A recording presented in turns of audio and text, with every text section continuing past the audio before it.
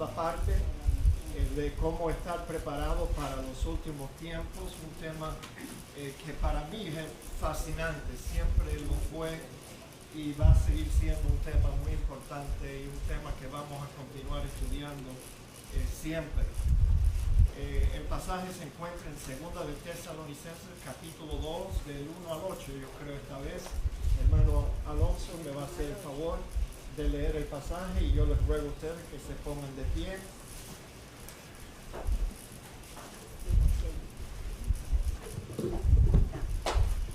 Gracias, hermano pastor. Segunda de Tesalonicenses, capítulo 2, comenzando en el verso 1.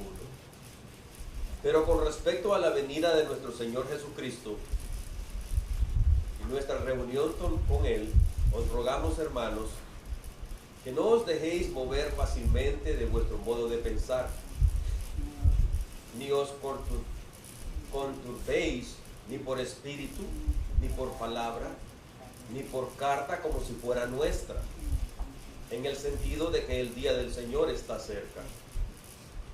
Nadie os engañe en ninguna manera, porque no vendrá sin que antes venga la apostasía y se manifieste el hombre de pecado, el hijo de perdición, el cual se opone y se levanta contra todo lo que se llama Dios o es objeto de culto, tanto que se sienta en el templo de Dios como Dios, haciéndose pasar por Dios.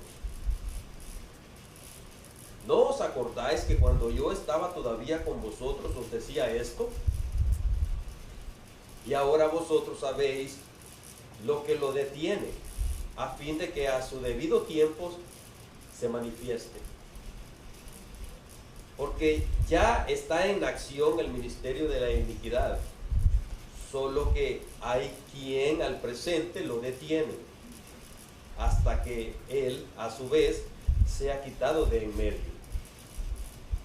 Y entonces se manifestará aquel inicuo, a quien el Señor matará con el espíritu de su boca, y destruirá con el resplandor de su venida. Amén. Muy bien, amados hermanos, oremos. Padre, gracias te damos, Señor, por la bendición de estar reunidos aquí hoy. Y solo te pedimos, como siempre, Señor, que nos ayudes a estudiar este pasaje y sacar todo el provecho que tú has destinado para nosotros. En el nombre de Cristo te lo pedimos, recordando a nuestro hermano Víctor. Te damos gracias que ya tuvo el cambio en su marcapaso y pedimos, oh Dios, que con tu ayuda él se recupere totalmente. Te lo pedimos en el nombre de Cristo Jesús. Amén. Amén. Tomen asiento, amados hermanos. Se nos olvidó saludar a nuestros invitados y tenemos algunos aquí hoy. Marlene, ¿quién tú invitaste? Yo sé que ella ya vino a otra ocasión. Elenita Latrán. Elenita Latrán, bienvenida, hermana. Sí, gracias. Señor bendiga. Sí, amén. Yes. ¿Y esta hermana aquí? Yo Sí. soy hermana Nancy, que había estado aquí Nancy. anteriormente, me tuve que ir a Puerto Rico, le doy las gracias por hablar con mi mamá, que la habíamos operado de cáncer. Regresé, pero tuve un accidente, eso no había podido moverme, pero hoy con el favor de Dios, llegué con mi pie derecho el permiso para llegar acá. Qué bueno, hermano. Gloria a Dios, gloria Estoy a Dios. encantada de haber regresado. Gloria a Dios. Muchas gracias. Ojalá que el dolor que tienes en tu pie no te dure toda la vida, sino que no sea como el mío. Amen. ¿Quién más? ¿Quién más tenemos que saludar? Bueno, yo creo que ya todos ustedes están aquí. Yo estoy nueva. Tú eres nueva. Tú siempre vas a ser nueva. Hasta se acaba de casar con un hombre más joven.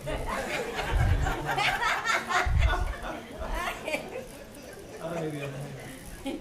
Anyway, mis amados hermanos, yo quisiera poder decirles a ustedes en esta mañana, don't worry, be happy, como dicen los americanos. No te preocupes, sé feliz.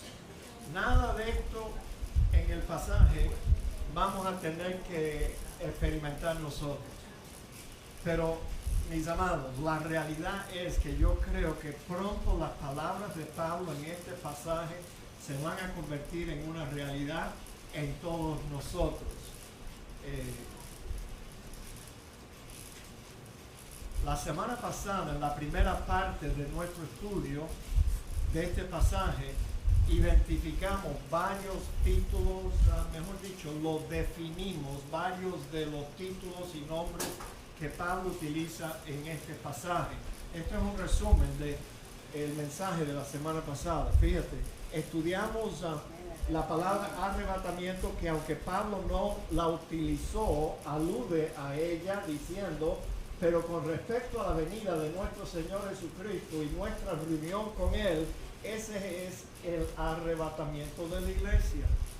Un día glorioso que todos los cristianos están esperando. También estudiamos acerca del día del Señor, que no tiene nada que ver con esto, porque el día del Señor es el día de juicio, el día que Dios va a comenzar a revelar su ira contra toda la impiedad y la injusticia de los hombres. La única correlación que tiene el arrebatamiento y el día del Señor es que suceden en el mismo día. Una vez que la iglesia es arrebatada, comienza inmediatamente el día del Señor.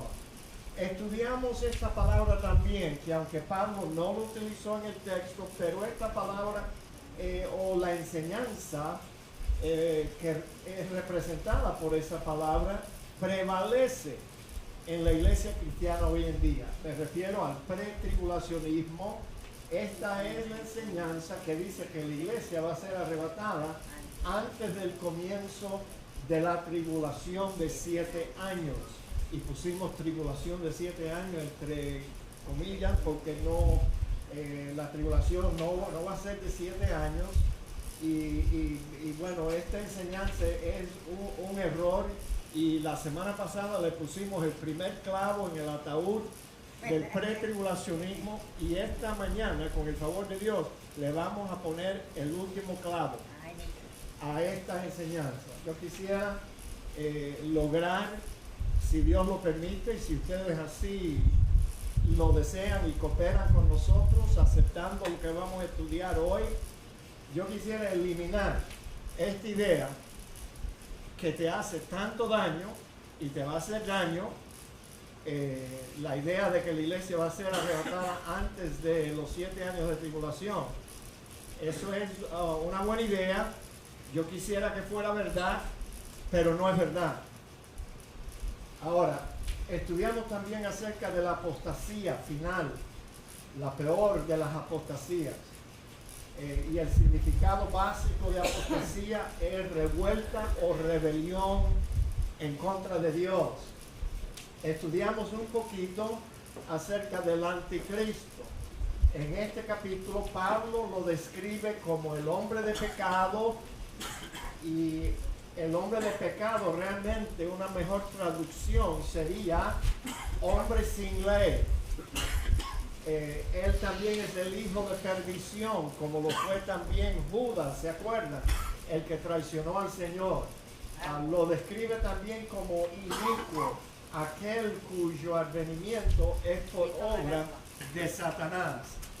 Ahora, es interesante lo que Juan escribe en su primera epístola y en la segunda también, porque fíjese, Juan dice: ¿quién es el mentiroso sino el que niega que Jesús es el Cristo? Este es anticristo, el que niega al Padre y al Hijo. O sea, cualquiera que niega al Padre o al Hijo y que Jesucristo ha venido en carne, tiene el espíritu de anticristo. Siga leyendo conmigo. Y todo espíritu que no confiesa que Jesucristo ha venido en carne no es de Dios. Este es el espíritu del anticristo, el cual vosotros habéis oído que viene, y noten lo que Juan dijo, y ahora ya está en el mundo.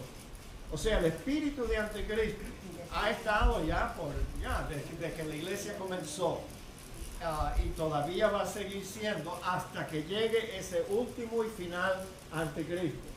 En el capítulo 2:18 de la primera epístola, Juan dice: hijito, ya es el último tiempo, y según vosotros oíste que el anticristo viene, así ahora han surgido muchos anticristos. Por esto conocemos que es el último tiempo. Y en la segunda carta de Juan, en el versículo 7, él dijo allí, porque muchos engañadores han salido por el mundo, que no confiesan que Jesucristo ha venido en carne.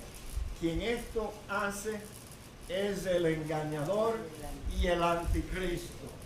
Pero mis amados, en esta porción que estamos estudiando en esta mañana, en la segunda epístola de Pablo a la iglesia en Tesalónica, Pablo se refiere, cuando él habla allí del anticristo, él se refiere al anticristo final, o sea, al último anticristo que va a venir al mundo, que dicho sea de paso, por ser el último, va a ser peor que todos los que vinieron anterior a él.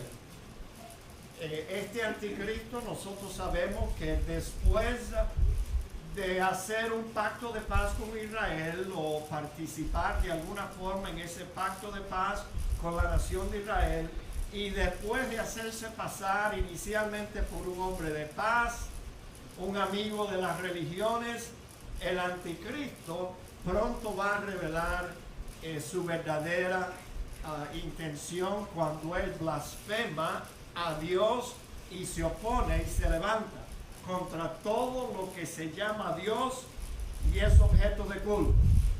¿Entendieron esa partecita? Eso significa que cuando llegue el anticristo, él no va a permitir que iglesias cristianas como la nuestra se reúnan. Olvídense de eso.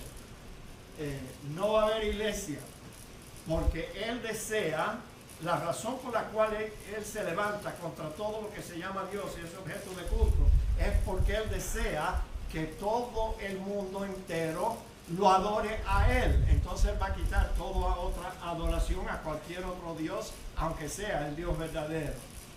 El anticristo va a ser impulsado por el espíritu de Satanás y va a ser ayudado por un líder religioso que la Biblia lo identifica como el falso profeta. Y por favor no se caigan de la silla, tengo que decirle que la mayoría de los teólogos y comentaristas piensan que el papado de Roma, el papa que va a estar funcionando como papa en esta época del anticristo final, él es el falso profeta. Y entonces el falso profeta va a lograr que todo el mundo, engañar a todo el mundo y que todos adoren la imagen de este hombre, la bestia también, la Biblia le llama. Y bueno, el anticristo va a poder ejercer un inmenso poder sobre todos los seres humanos. Tú sabes, porque todo el mundo va a estar embobecido con él. Y van a caer en el engaño del anticristo. Ahora, Satanás, nosotros sabemos que desde tiempos muy antiguos, desde el principio se pudiera decir, él ha anhelado recibir adoración. Él se quiso sobreponer sobre Dios. Y bueno, en esta época del anticristo, él va a poder cumplir ese propósito y deseo por medio de la adoración que se le va a rendir al anticristo. La gente no se va a dar cuenta que adorando a la bestia, al anticristo, van a estar adorando al mismo Satanás. ¿Qué engaño más grande, mis amados? El anticristo final se exaltará un día sentándose en el templo de Dios como Dios y haciéndose pasar por Dios. Ahora, el templo de Dios, ¿dónde está eso?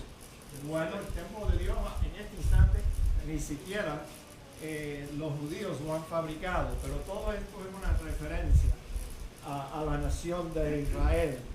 El templo de Dios es allí en Jerusalén y todo el mundo piensa que ese templo va a ser reconstruido, el tercer templo, y un día él va a entrar en ese templo, que dicho sea de paso, probablemente en el pacto de paz que se va a hacer y que Israel va a aceptar con el anticristo y todas las otras naciones unidas, probablemente se le va a permitir a Israel que ellos reconstruyan el templo. Eso va a ser parte del acuerdo en ese pacto de paz. Pero imagínense, el templo de Dios, el símbolo de la presencia de Dios. Es el lugar donde Satanás, utilizando al anticristo, es más, teniendo el espíritu de Satanás, este hombre va a entrar en el templo de Dios y va a cometer la blasfemia más grande cuando un hombre impío se hace pasar por Dios. Ahora, esta apostasía a la cual Pablo se está refiriendo también en este pasaje que hoy estamos estudiando, Jesús la llamó la abominación desoladora. Es una abominación que va a causar desolación. O sea, cuando los judíos, quizás sean judíos ortodoxos, vean esa blasfemia, esa adoración a un hombre pecador, ellos van a huir y no van a querer recibir la marca de la bestia ni adorar la imagen de la bestia. Por eso se le llama la abominación desoladora, porque después de esa abominación, muchos en Israel se van a echar a correr al desierto. Y bueno, mis amados hermanos, ojalá que usted y que yo tengamos también un lugarcito ya preparado para huir en esa época. Ahora, si usted quiere saber la apostasía, estaba diciendo, se encuentra en Mateo 24:15, donde está la abominación desoladora que Jesús habló. Márquelo y léalo más tarde porque no lo vamos a leer ahora. Mateo 24:15, el Señor habló: cuando ustedes vean la abominación desoladora que habló el profeta Daniel, huyan a los montes, dijo Cristo. Esa abominación desoladora va a ocurrir en la mitad de los últimos 7 años. En la mitad, mis amados. Ahora, ¿cómo sabemos acerca de esos últimos 7 años? ¿Dónde está? ¿Dónde yo puedo leer que van a haber unos 7 años finales?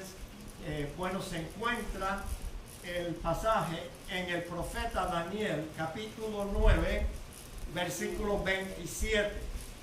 Allí está clarísimo como el agua. Daniel 9, 27. Ahora, usted debe en su casa leer todo el libro de Daniel, que también se pega al libro de Apocalipsis, se relaciona al libro de Apocalipsis. Pero hoy solamente vamos a leer el versículo 27, que habla de esa última semana. Y en la visión de las 70 semanas de Daniel, en este capítulo 9, cada uno de los días de la semana representa un año.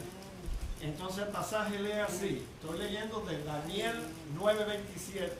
Y por otra semana, fíjate, confirmará el pacto con muchos. Y a la mitad de la semana hará cesar el sacrificio, o sea, los sacrificios que los judíos le van a estar ofreciendo a Dios en el templo. Y va a cesar las ofrendas a Dios. Después, con la muchedumbre de las abominaciones, vendrá el desolador hasta que venga la consumación y lo que está determinado se derrame sobre el desolador. El desolador aquí es el anticristo, mis amados hermanos. Entonces, de ahí sacamos que va a haber una semana final en la visión del profeta Daniel. Y ahí está. A la mitad de la semana es cuando el anticristo realmente se va a manifestar como anticristo. Y bueno, yo tengo una opinión acerca de eso. Hay algunos, yo tengo amigos que creen que el anticristo ya está en el mundo, y claro que es posible que ya él esté en el mundo, igual que la Virgen María estuvo en el mundo antes de que Dios hiciera el milagro de la concepción de Jesucristo en ella. El anticristo probablemente está vivo y coleando. Es más, el hermano Emilio y yo hemos llegado ya a concluir quién es, pero yo no me voy a asustar en esta mañana diciéndoles quién es. Pero fíjate, hay algunos que piensan que ya él es el anticristo. Y bueno, no sé qué decir. Es posible que ya él sea el anticristo, el hombre que Satanás está preparando para un día entrar en el cuerpo de este hombre y comenzar a actuar todas las abominaciones finales que él quiere hacer. Pero yo creo que el anticristo se va a revelar plenamente, ya no va a haber duda alguna, a la mitad de la semana, cuando él recibe una herida de muerte en la cabeza. Allí es como lo identifica Juan en el libro de Apocalipsis. Y esa herida, todo el mundo va a pensar que el hombre murió, que nadie pudiera sobrevivir una herida de muerte así. Pero después de un tiempo, yo no sé qué tiempo, él va a volver a la vida. No sé si lo matan del todo o lo dejan en un estado inconsciente de coma, lo que sea, no importa. La gente cuando vean a ese hombre, su herida sanada y que vuelva a la vida, entonces es cuando todo el mundo se va a maravillar con esta persona y van a entregarse de lleno a él. Y allí es donde él se revela de ahí en adelante. Es más, yo tengo una teoría. Entiendan, una teoría es algo que yo no he podido comprobar y no voy a poder comprobar tampoco hasta que no suceda. Pero la teoría nuestra es que cuando él muera, entre comillas muera, el espíritu de Satanás va a entrar en ese hombre y el hombre que despierta después de haber estado muerto o en coma o como usted quiera ponerlo, va a ser diferente al que murió. Porque ahora él despierta con el espíritu de Satanás dentro de él mismo. Y no solamente eso, pero bueno, vamos a llegar a estudiar eso aún en esta mañana. Pero no solamente Satanás va a estar vivito y coleando en el mundo en esta época, pero todos los ángeles de él, todos los demonios van a estar en el mundo. Muy real la invasión de demonios que va a haber en ese tiempo. Bueno, mis amados, fíjense, la ocasión. ¿Por qué Pablo escribió esta carta y esta específica porción? El apóstol escribió esta sección para tratar con la pérdida de la esperanza y la pérdida del gozo en los tesalonicenses por la confusión que ellos tenían sobre los últimos tiempos. Así que nos puede hacer daño estar confundidos acerca de la venida de nuestro Señor y nuestra reunión con Él. Si no estamos claros, nos puede robar nuestra esperanza, nos puede robar nuestro gozo y nos puede poner en un estado hasta de pánico, de ansiedad. Y eso era lo que estaba pasando en Tesalónica. Pero fíjate, no había excusa. Ya Pablo les había dado instrucciones explícitas sobre el arrebatamiento de la iglesia. Aquí está el pasaje. Tampoco queremos, hermanos, que ignoréis acerca de los que duermen. Aquí en esta ocasión, en la primera epístola, los tesalonicenses estaban preocupados con los cristianos que habían muerto antes de la venida de Cristo, y ellos dijeron, bueno, ellos se van a perder el arrebatamiento y todas las promesas después. Pero Pablo les escribe, no se entristezcáis como vosotros que no tienen esperanza, porque si creemos que Jesús murió y resucitó, así también traerá Dios con Jesús a los que durmieron con él, o sea, van a regresar. Por lo cual os decimos esto en palabras del Señor, que nosotros que vivimos, que habremos quedado hasta la venida del Señor, no precederemos a los que durmieron, a los que murieron, los creyentes que murieron. Porque el Señor mismo, con voz de mando, con voz de arcángel y con trompeta de Dios, descenderá del cielo, y los muertos en Cristo resucitarán primero. Luego nosotros, los que vivimos, los que hayamos quedado, seremos arrebatados juntamente con ellos en las nubes para recibir al Señor en el aire. Y así estaremos siempre con el Señor. Por tanto, alentaos los unos a los otros con estas palabras. A mí siempre se me olvida algo al comienzo del culto, si no lo escribo, y lamentablemente no lo escribí, pero Pablo también, regresando a lo que nos importa más, ya Pablo había dado instrucciones sobre el día del Señor. También, no solo les habló acerca del arrebatamiento, pero del día del Señor. Pero acerca de los tiempos y de las ocasiones no tenéis necesidad, hermanos, de que yo os escriba, porque vosotros sabéis perfectamente que el día del Señor vendrá así como ladrón en la noche. Que cuando digan paz y seguridad, entonces vendrá sobre ellos destrucción repentina como los dolores a mujer encinta, y no escaparán. Mas vosotros, a diferencia, hermanos, no estáis en tinieblas para que aquel día os sorprenda como ladrón. Porque todos vosotros sois hijos de luz, hijos del día, no somos de la noche ni de las tinieblas. Por tanto, no durmamos como los demás, sino velemos y seamos sobrios. Pues los que duermen de noche duermen, y los que se embriagan de noche se embriagan. Pero nosotros, que somos del día, seamos sobrios, habiéndonos vestido con la coraza de fe y de amor, con la esperanza de salvación como yelmo. Porque no nos ha puesto Dios, escuche bien, para ira, la ira del día del Señor, sino para alcanzar salvación por medio de nuestro Señor Jesucristo, quien murió por nosotros para que sea que velemos o que durmamos, vivamos juntamente con Él. Por lo cual animaos unos a otros y edificaos unos a otros, así como lo hacéis. Los tesalonicenses, mis amados, ya sabían que el día del Señor era y va a ser el último juicio final de Dios sobre el mundo de los incrédulos, los pecaminosos. Pero aún así, pocos meses después de haber recibido esta primera epístola, todavía los tesalonicenses estaban confundidos. Temían haberse perdido el arrebatamiento y estar ya dentro del día del Señor. Parece que aún con la corrección del apóstol en la primera carta, por la intensidad de la persecución y tribulación que ellos estaban teniendo que soportar, esto les hizo incapaz de descartar totalmente la posibilidad de que el día del Señor ya había llegado. Y para añadir más daño todavía, ellos habían sido asaltados directamente por el engaño de falsos maestros que engañaban a los creyentes allí en Tesalónica, diciéndoles que Pablo en realidad había enseñado que el día del Señor ya había venido. Y para respaldar esa enseñanza falsa, ellos presentaron una carta que le atribuían al apóstol Pablo con esas mentiras.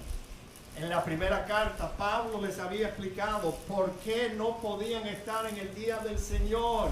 Porque el día del Señor es el castigo de los incrédulos, no es para los cristianos.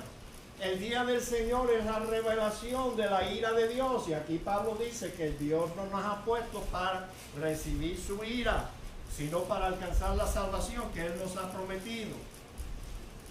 Y ahora aquí, en la segunda epístola, reconociendo que debido a los esfuerzos de los falsos maestros, la verdad aún parece que ellos no la habían agarrado todavía. Y para añadir más evidencias fuertes, les demuestra que no estaban en el día del Señor, porque el anticristo no había aparecido y su venida se daría justo antes de la llegada del día del Señor. Así que no había posibilidad de que ellos estaban sufriendo el día del Señor, la ira de Dios. No. El anticristo no había aparecido, la apostasía final no había ocurrido. Entonces es por eso que Pablo exhorta a los hermanos a no dejarse engañar. Buena exhortación para nosotros aplicar también.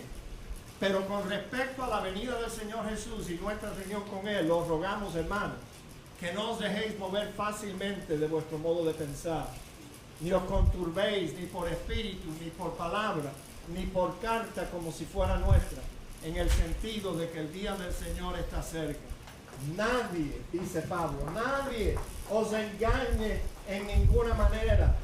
Aquí les dice, no os conturbéis, no se vayan a preocupar, ni por espíritu, probablemente una referencia a algún profeta. Tú sabes que los profetas, aún los profetas modernos, mentirosos, estos que tenemos en el mundo, ellos dicen, el Espíritu del Señor me dijo, baloney, no te dijo nada.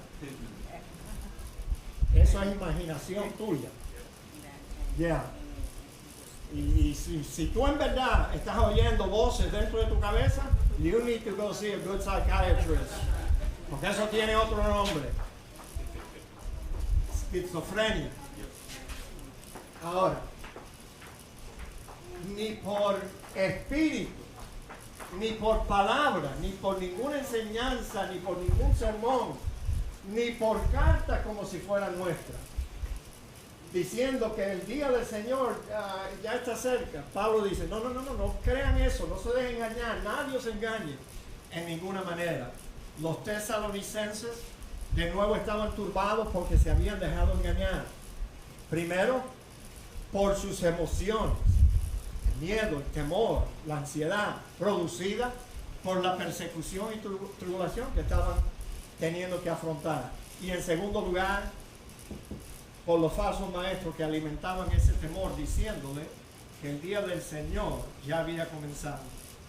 Hoy en día yo quiero que ustedes sepan, los cristianos están como estaban los tesalonicenses, turbados, confundidos, temerosos acerca de la venida del Señor. ¿Cómo yo lo sé? Por las preguntas que muchas veces los hermanos me hacen a mí.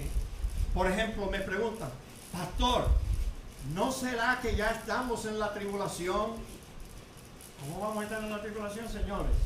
Si primero tiene que venir la apostasía y el anticristo y todavía no se ha revelado eso en el mundo. Pero los hermanos confunden los eventos que están sucediendo en el mundo, que ellos continuamente lo están oyendo en los noticieros, y confunden también las dificultades y problemas en sus propias vidas y llegan a pensar que la tribulación, esto es la tribulación. No. Oye, hermano, mira, tengo mala noticia para ti. Aún todo el mal que tú estás teniendo que soportar en este tiempo en tu vida, la tribulación va a ser peor para ti y para mí. Muchísimo peor. Una tribulación que nunca ha habido y nunca habrá. No se puede comparar los sufrimientos momentáneos de esta época con la tribulación que viene. Yo no dudo que algunos cristianos, debido a los pretribulacionistas y las enseñanzas de los pretribulacionistas, quizás ellos piensan que quizás el Señor vino secretamente, se llevó a alguno y yo soy de los que me quedé atrás. No, mis amados hermanos. Ahora, no estar claro y preparado para la venida del Señor puede causar mucha preocupación, ansiedad, falta de gozo, falta de paz en los cristianos. Pero imagínense por un instante, lea conmigo bien claro, léalo con sus ojos. El daño que le están haciendo los pretribulacionistas a los cristianos, diciéndoles que la iglesia no va a estar en los años de la tribulación de los santos. ¿Qué van a hacer esos pobres cristianos, que son la mayoría, 9 de cada 10 o más? ¿Qué van a hacer esos cristianos cuando se encuentren dentro de esa tribulación? Yo ni quiero imaginarme. Tú sabes, ellos van a decir, pero a mí me dijeron que yo no iba a tener que estar en esto.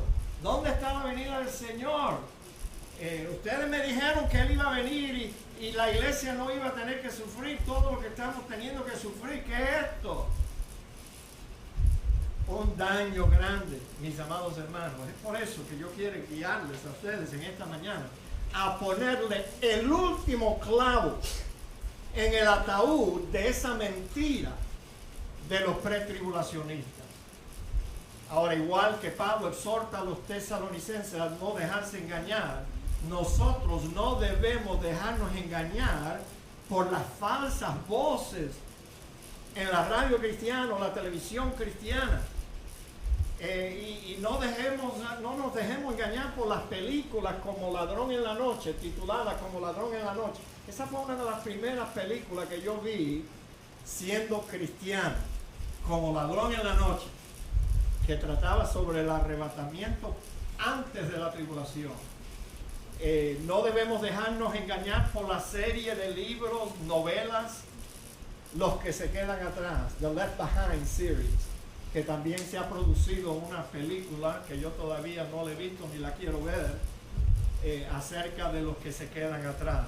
Lo que usted y yo debemos de hacer para no dejarnos engañar es estudiar lo que la Biblia dice acerca de la venida del Señor Jesús y de nuestra reunión con Él.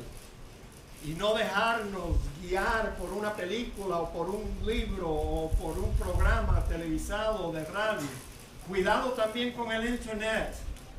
El Internet es una herramienta buenísima, pero muchas lo usan para mal. Tú sabes, para diseminar la mentira, el engaño y el error. Pablo también exhorta a los tesalonicenses, no serán olvidadizos. ¿Por qué olvidadizos? Porque ya él les había enseñado acerca de estas cosas. Lo único que ellos pronto se olvidaron. Nadie os engañe de ninguna manera, porque no vendrá sin que antes venga la apostasía y se manifieste el hombre de pecado. O sea, Pablo está diciendo aquí que la venida del Señor Jesucristo y nuestra reunión con Él no vendrá sin que antes venga la apostasía y se manifieste el hombre de pecado, el hijo de perdición, el cual se opone y se levanta contra todo lo que se llama Dios, o es objeto de culto. Tanto que se sienta en el templo de Dios como Dios, haciéndose pasar por Dios. ¿No os acordáis que cuando yo estaba todavía con vosotros, os decía esto? Fíjate, este verbo está en un tiempo que demuestra que esto fue algo continuo que Pablo enseñó cuando estuvo allí en Tesalónica. No dice, ¿no os acordáis que cuando yo estaba todavía con vosotros os dije esto una vez? No, yo se los decía, se los advertía. En varias ocasiones se lo dijo. Ahora, qué interesante, mis amados hermanos, ver aquí que la enseñanza sobre los acontecimientos de los últimos tiempos fue un tema continuo durante el corto tiempo que Pablo ministró en Tesalónica. Y Pablo estaba viviendo en el primer siglo, señores. Y esta era una enseñanza que él quería que los cristianos conocieran. Y por eso se los decía varias veces, para que ellos estuvieran claros. Por tanto, mis amados hermanos, lo que el apóstol escribió en esta sección no era algo nuevo para la iglesia, tan solo les volvió a repetir lo que ya les había enseñado. Ahora noten esta cita del comentario de John MacArthur. El hecho de que él enseñara, Pablo, el hecho de que Pablo enseñara la verdad profética en los pocos meses que estuvo con los nuevos creyentes de Tesalónica, muestra que la escatología, el estudio de los últimos tiempos bíblica, incluyendo la sucesión de los acontecimientos, no carece de importancia según creen algunos, sino que es fundamental para la fe cristiana. Sin embargo, nosotros sabemos, un día estábamos almorzando varios ministros alrededor de la misma mesa, y tocó la casualidad que algunos eran de otras denominaciones, no eran bautistas. Y le preguntamos, ¿y cuál es la posición de tu denominación? Que yo no voy a mencionar por respeto. ¿Cuál es la posición de tu denominación con respecto al arrebatamiento? Y esta fue la respuesta de este amado pastor. Nosotros no tenemos una posición. Es más, nosotros nunca hablamos de eso. Y el apóstol Pablo, con estos hermanos recién nacidos, ya le estaba enseñando eso. Y se los decía, vez tras vez, continuamente, se los decía. Y hay quienes no hablan de los últimos tiempos ni una sola vez en sus ministerios. Sí. Pregunta por ahí por allá. Pregúntale a un apóstol que no hace más que enfocar todo su ministerio en prosperidad y riqueza. Ellos no te van a hablar nada de la venida de Cristo. ¿Sabe por qué no? Bueno, es lógico. Ellos están enfocando lo de la tierra y no tienen su mira en las cosas del cielo. Por tanto, yo me imagino que un apóstol de ese que vive en una mansión y tiene una iglesia súper grande, 6,000 miembros 3 veces el domingo en la mañana, él no quiere que esto se acabe, porque a él le va bien. Él tiene una vida cómoda y no quiere inquietar a sus miembros con la idea de que esto va a terminar pronto. Por tanto, ni lo menciona. Qué lástima. Bueno, yo creo que todos los ministros, incluyendo este servidor, le vamos a tener que dar cuenta a Dios y el Señor nos va a sujetar a un juicio más severo. Y vamos a tener que responder por las almas que Dios puso bajo nuestro cuidado, o las ovejas, si tú quieres pensarlo así. El problema era que los tesalonicenses no eran que no sabían, es que habían olvidado lo que Pablo les había enseñado cuando él estuvo allí con ellos, que el día del Señor no vendrá sin que antes venga la apostasía y se manifieste el hombre de pecado, el hombre sin ley. La idea de Pablo es que ni la venida del Señor y nuestra reunión con Él, ni el día del Señor vendría hasta que viniera la apostasía final y se manifestara el anticristo final, el último anticristo. Dicho de otra forma, es que la apostasía final, o sea, la última revuelta y rebelión contra Dios, y la manifestación del anticristo final precedería el arrebatamiento. Esas dos cosas tienen que suceder antes de que la iglesia cristiana sea arrebatada. Ahora Pablo se refiere en este capítulo al anticristo final, al último anticristo. Después de haber hecho un pacto con Israel, yo creo que ya dije esto, después de hacerse inicialmente pasar por un hombre de paz, un amigo de las religiones, el anticristo se revela contra todo lo que se llama Dios y es objeto de culto. El anticristo va a ser impulsado por Satanás, ayudado por el falso profeta. Satanás siempre ha querido recibir esa adoración. Esta apostasía a la cual Pablo se refiere aquí, el Señor Jesucristo le llamó la abominación desoladora. Fíjense, noten, aquí arriba te estoy señalando que este es el primer clavo en el ataúd del pretribulacionismo. El hecho de que la abominación desoladora sucede aquí, a la mitad de la semana. Y Pablo dijo que esto y este anticristo se tienen que manifestar antes de la venida de nuestro Señor Jesucristo y nuestra reunión con Él en las nubes. Por tanto, los pretribulacionistas que dicen, don't worry, be happy, porque el arrebatamiento va a ocurrir. ¿Qué fue lo que yo hice? Apreté un botón ahí, déjame ver. Oh my goodness, apreté más que un botón. Ah, no, es forward, perdón. ¿Dónde está? Ok. Fíjate. Los pretribulacionistas dicen, no se preocupen. Nosotros no vamos a estar en los 7 años, en esta última semana de la visión de 70 semanas. El arrebatamiento va a ocurrir algún tiempo aquí, antes de todo eso. Pero señores, abran nuestros ojos, vamos a abrir nuestros ojos y darnos cuenta que el mismo apóstol Pablo está diciendo que la venida de nuestro Señor Jesucristo y nuestra reunión con Él no va a ocurrir hasta que no ocurra la abominación desoladora, la apostasía final y se manifieste el hombre de pecado. Que la Biblia dice en el libro de Apocalipsis en blanco y negro que Él va a reinar por tiempos y mitad de tiempo, por 1060 días, que son 3 años y medio, 42 meses. Se vuelve a repetir la idea de que todo este problema va a ocurrir de aquí para allá. Así que, ¿sabe qué? si no hubiera otro pasaje en las Escrituras que nos aclarara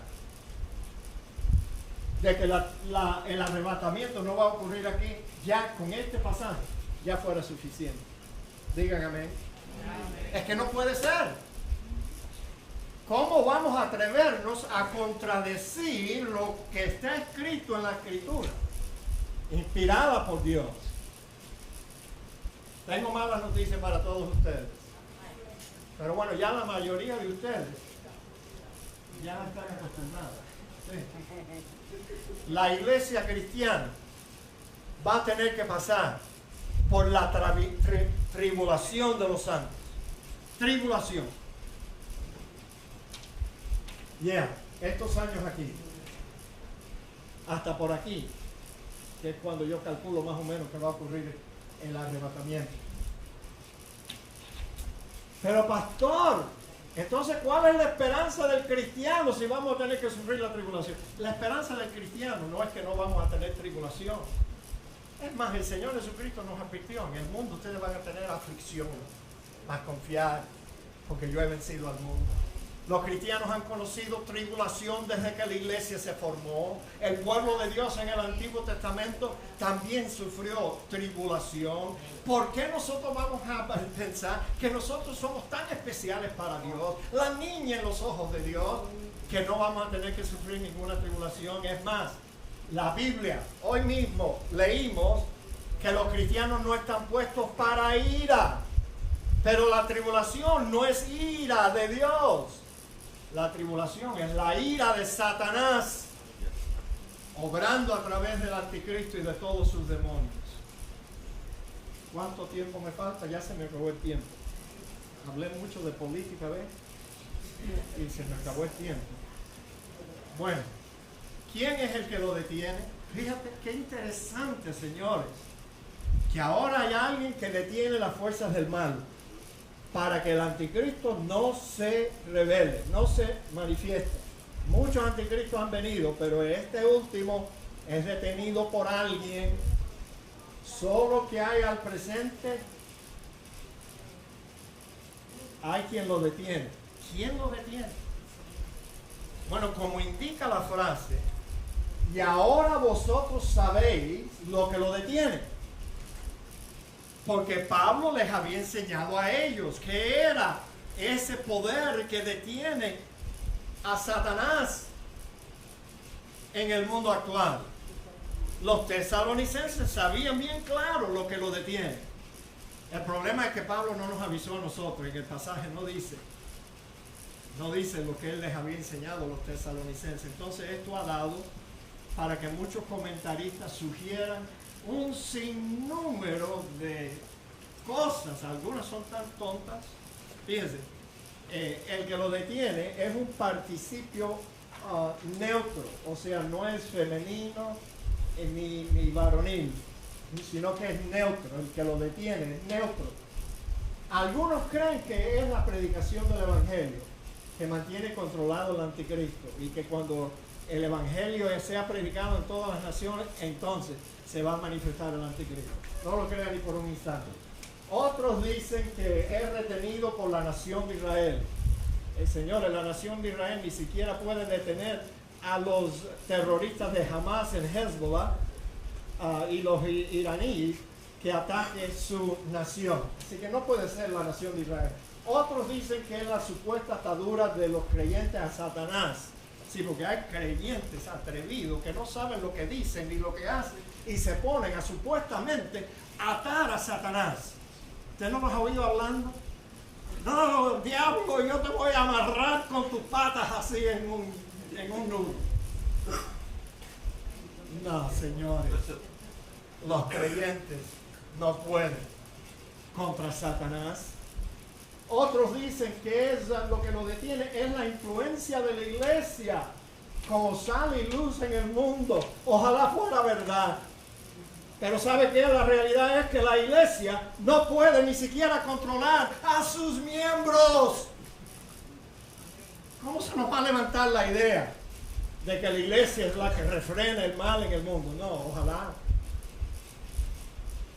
Pero estos que piensan que la iglesia es la que los detiene son los pretribulacionistas. Y ellos dicen, cuando se arrebate la iglesia, entonces se manifiesta el anticristo. Pero no, mis amados hermanos, la iglesia no es la que retiene. La iglesia no ha podido retener o detener el mal en el mundo. Otros sugieren que la detiene el gobierno humano. Uy, yo más vi un progresista de eso, izquierdista, que creen que el gobierno es la solución para todos los males. No, mis amados, no es el gobierno. Otros dicen que lo detiene el principio general de la ley y la moralidad en el mundo. Bologna también, porque hoy en día se está tomando la ley moral de Dios y se está virando boca abajo. Algunos han sugerido que es detenido por el Imperio Romano. Yo no sé a quién se le ocurre esto. Otros dicen que es detenido, el que lo detiene es el arcángel Miguel. Pero ninguna de estas opciones es satisfactoria. Y te voy a decir por qué. John MacArthur piensa que el problema más importante con todas estas ideas, excepto la última, es que son fuerzas humanas. Fuerzas humanas.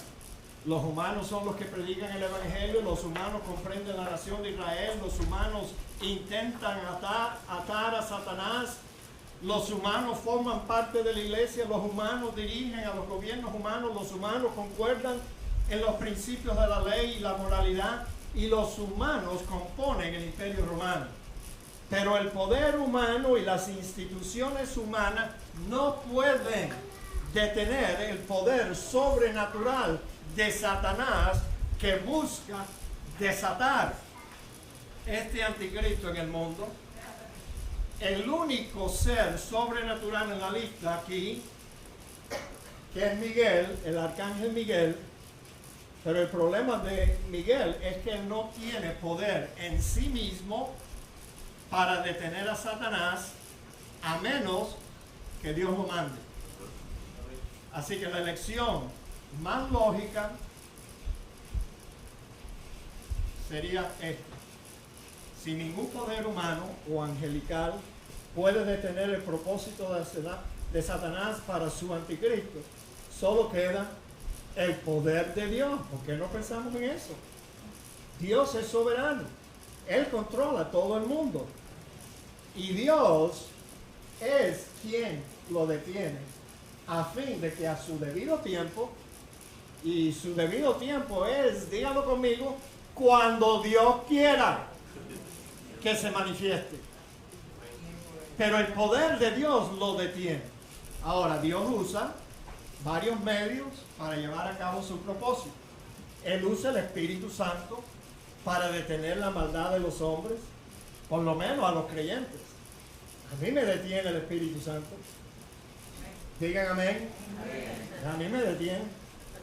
Porque ya nada más que se me levante el pensar pecar contra Dios, y ya el Espíritu Santo me tiene sus manitos sobre mi cuello y me lo está apretando.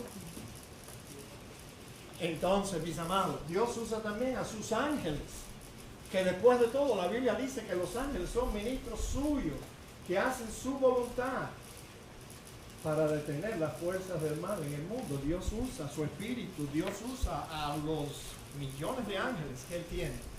Y si usted quiere saber el evento que va a ser removido para que no detenga más las fuerzas del mal en el mundo, se encuentra en este pasaje. Fíjate. Apocalipsis 12, 7 al 12. Después hubo una gran batalla en el cielo. Miguel y sus ángeles luchaban contra el dragón, y luchaban el dragón y sus ángeles, pero no prevalecieron, ni se halló ya lugar para ellos en el cielo. Y fue lanzado fuera el dragón, la serpiente antigua, que se llama Diablo y Satanás, el cual engaña al mundo entero. Fue arrojado a la tierra, y sus ángeles fueron arrojados con él. Entonces oí una voz en el cielo que decía: ahora ha venido la salvación, el poder y el reino de nuestro Dios y la autoridad de su Cristo, porque ha sido lanzado fuera el acusador de nuestros hermanos, el que los acusaba delante de Dios día y noche. y ellos le han vencido por medio de la sangre del Cordero y la palabra del testimonio de ellos, y menospreciaron sus vidas hasta la muerte. Por lo cual alegraos cielos, y los que moráis en ellos. Pero siga leyendo. O sea, cuando llegue el día, el tiempo señalado por Dios, de que Él le va a decir al ángel Miguel, oye, saque este sinvergüenza de aquí, no lo deje entrar más. Ahora, usualmente, los ángeles buenos y Miguel hubieran descendido con el diablo a la tierra para retener su maldad, para aguantarlo. Pero esta vez, parece que Miguel entendió la orden. Suelta y déjalo que se vaya. No lo detengas más. Entonces dice, ay de los moradores de la tierra y del mar, porque el diablo ha descendido a vosotros con gran ira, sabiendo que tiene poco tiempo, 3 años y medio. Entonces él desciende aquí y entonces vamos a estar sin ninguna protección angelical de los buenos ángeles y del arcángel Miguel que los dirige. Y entonces el diablo, Dios, sí, tu Diosito le va a permitir que él haga lo que le dé la gana por un tiempo corto, 3 años y medio. Pero señores, nosotros vamos a estar en esa olla de presión. Y aquí es donde vamos a encontrar el último clavo. Con esto terminamos. En el ataúd, y por favor clávelo. Clávelo. El último clavo en el ataúd del pretribulacionismo. O sea, la idea de que Cristo va a venir antes de la tribulación. Aquí está, en el mismo pasaje que estamos estudiando. Pero yo quisiera pedirle que usted abra su Biblia al pasaje que estamos estudiando. Olvídese del 3, ese no debe estar allí.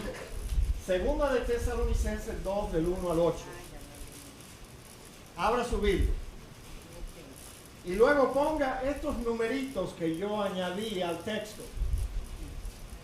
Un número 1 aquí, en esa expresión, y al presente lo detiene hasta que él a su vez se ha quitado. Ponga un número 1 aquí. Suba para arriba. Antes que venga la apostasía, porque no vendrá sin que antes venga la apostasía y el hombre de pecado. Ponga un número 2 allí. Y ponga un número 3 aquí arriba, donde dice, pero con respecto a la venida del Señor Jesucristo y nuestra reunión con Él, que ya explicamos que ese es el arrebatamiento. Ponga un número 1. Un número 3. Un número 3. Ahora fíjense. El pasaje, cuando usted lo está leyendo en la Biblia, claro que naturalmente corre de arriba abajo. Pero los sucesos dentro del pasaje corren de abajo para arriba.